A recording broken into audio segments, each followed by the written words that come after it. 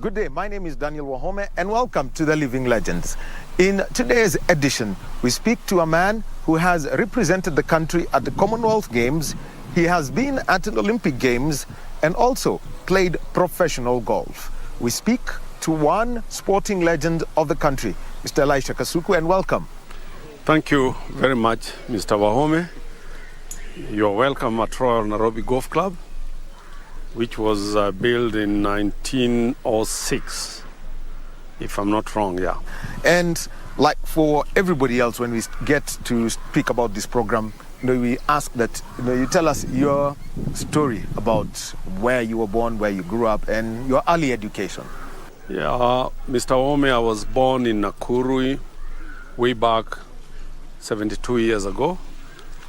And I went to DB Baharini in my primary education and then Menengai High School. Thereafter, I got a job with Cable and Wireless, and I was sent to Kenya Polytechnic to do telecommunication at the Poly.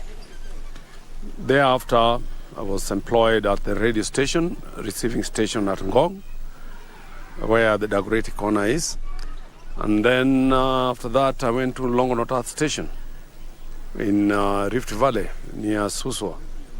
So basically, that's my education background.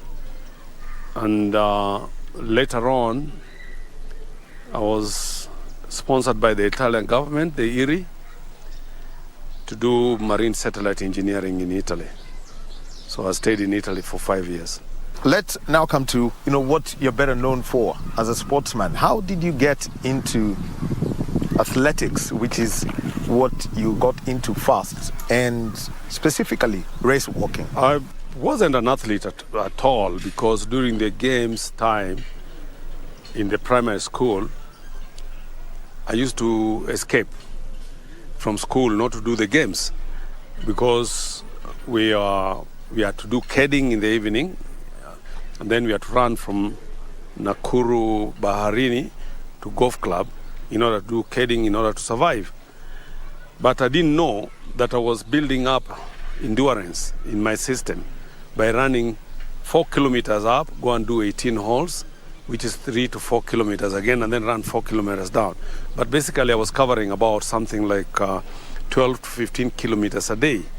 Without knowing that I was building in endurance, I was going to become a long-distance runner or race walker.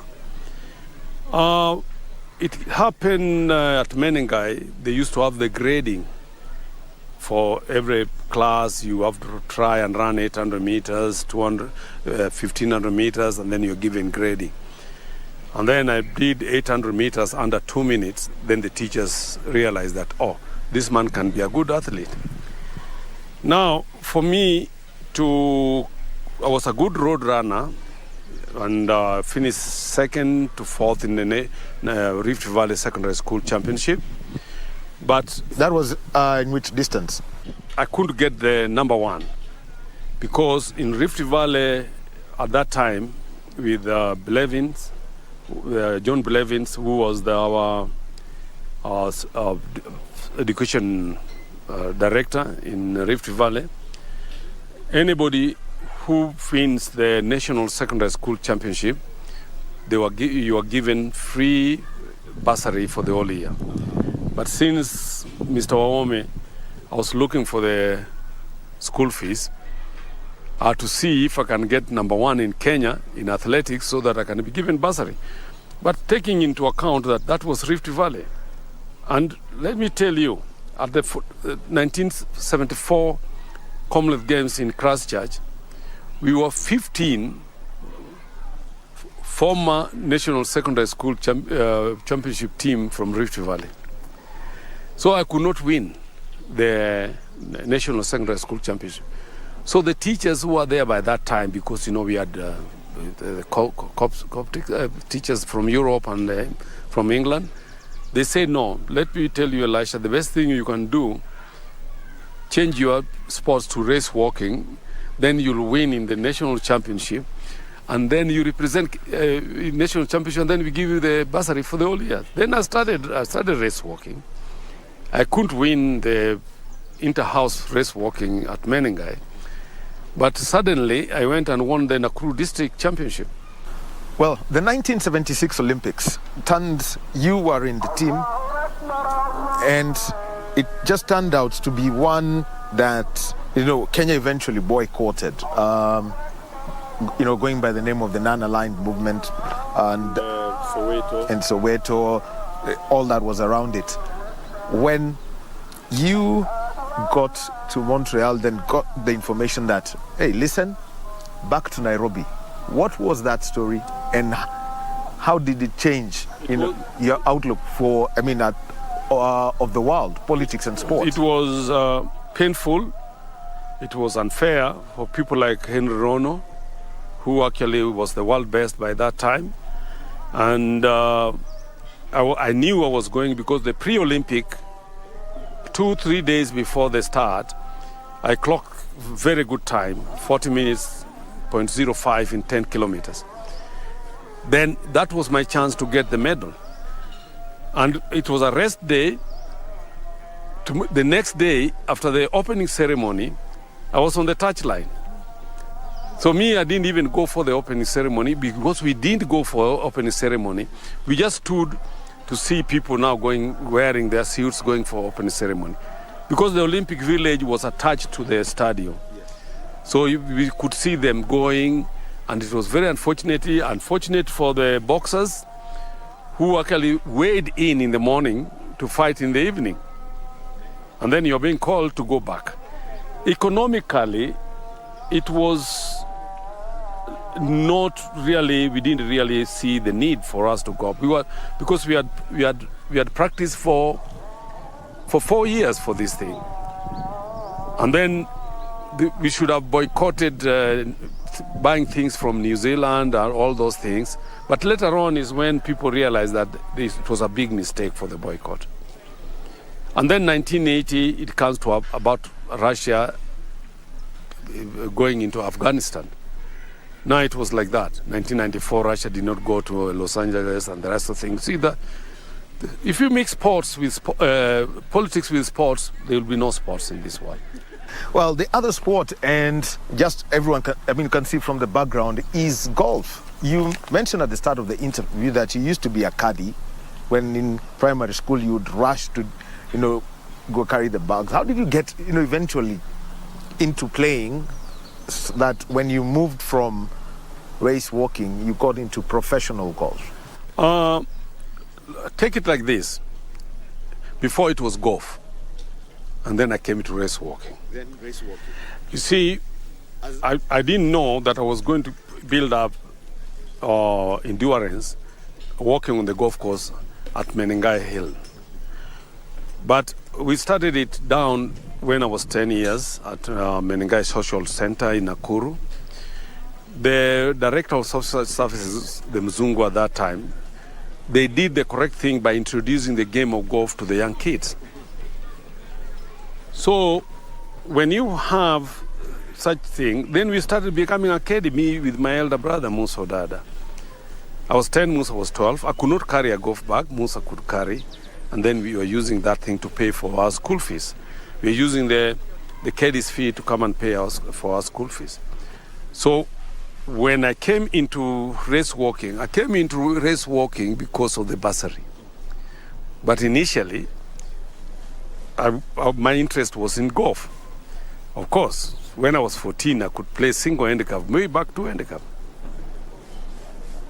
A long time ago in early 60s. So my late father said, one day, one of you will play in the world where everybody is going to be there one day. So tell us the process that you had to go through to eventually play at the seniors event at the British Open, which is one of the 4 majors in the world. It was a tall order. It was a tall order. I had to travel to Zimbabwe, stayed in Zimbabwe for some time in order to get the quality field. I went to the Shanshan tour to try and compete. And the qualifying was only 18 holes. Only 18 holes. One round. One round. Either you do it, you go back home. And you are quite a number of people, over 400 people, and they are taking quite a few number, about 25 out of 400. So you are divided in every course you're playing in. So I would say that when I had a chat, we are sitting with Greg Norman and Tom Watson. And then Greg Norman told me I'm the luckiest person he has never seen in this world. You're carrying your bag from Kenya, and you're coming to Aberdeen, which is higher than Moscow, to come and qualify 18 holes. And you come in, and Eccleton, Scotch Horse are being sent home. They didn't qualify, and the Scotch Horse finished second in the Masters. I said, well, I worked hard for it, but he told me, yes, you can. You're a good ball striker, but here is not strong. You have got to play in the tour in order to be strong, but otherwise, whatever you have done, and use playing in the Open, and the Kenyan flag is here. Everybody's asking which beautiful flag is that one, and then they're saying there's a black man here from Kenya, and there was only one black person. Way before Tiger. And no, Tiger already was there, but they are saying that whatever you have done in coming to play in the British Open, now people are realizing that there's golf in Kenya, and the Kenyans can play golf. For them to reach here, then they can play golf. And then I told Gary Player that, you see, Gary is funny because Greg Stadler is the one who asked that if we saw a Kenyan name and we thought we are going to run marathon. And then I told them, incidentally, I've been in the Olympics. Then Gary Player said that it seems everybody in Kenya, they run. Because now you're a golfer, and now you're playing with us. And then Gary Player said something. Greg, you know, this man is better off than us. He has been in the Olympics as an athlete, and is with us here playing in the major. Nobody has done it. I don't know, Wahome, you can do your research. Nobody has done it. And you helped set up the Junior Golf Foundation.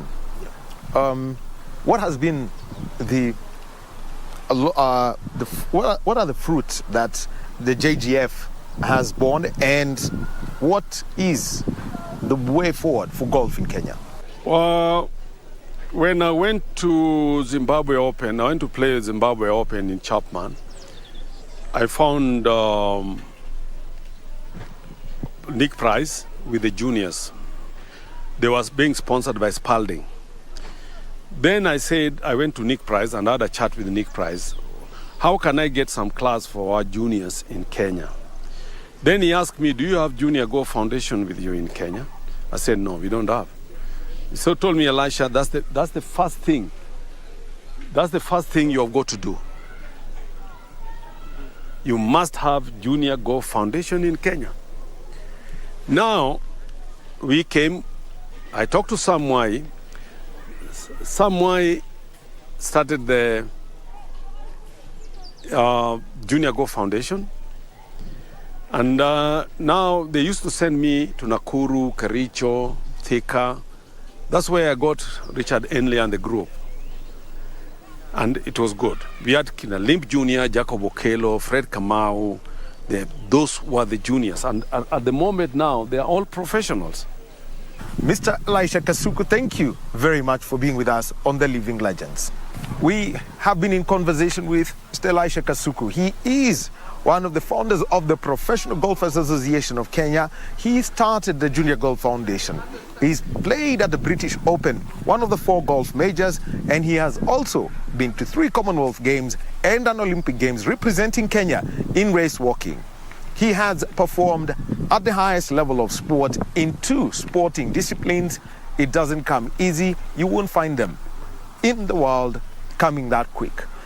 And that has been our episode today. Remember, stay tuned to KBC Channel 1 for more great programming. I am Daniel Wahome.